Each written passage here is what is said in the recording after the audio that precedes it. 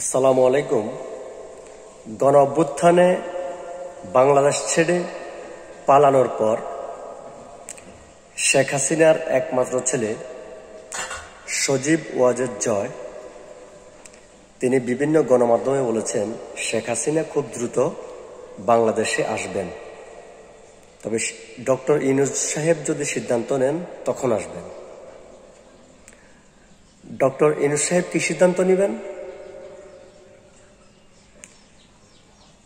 জয় বলেছেন তার মা শেখ হাসিনা বাংলাদেশে আসবেন যদি ডক্টর ইউনূস জাতীয় নির্বাচনের ব্যবস্থা করেন।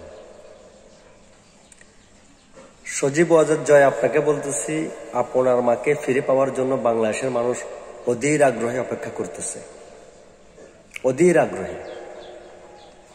বাংলাদেশের মানুষ চায়নি আপনার মা পালিয়ে যাক। তা আপনাকে ধন্যবাদ। আমিও ডক্টর ইউনূস সাহেবকে বলবো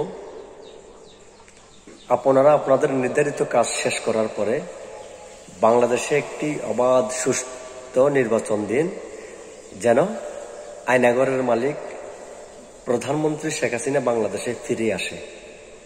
আল্লাহ হাফেজ।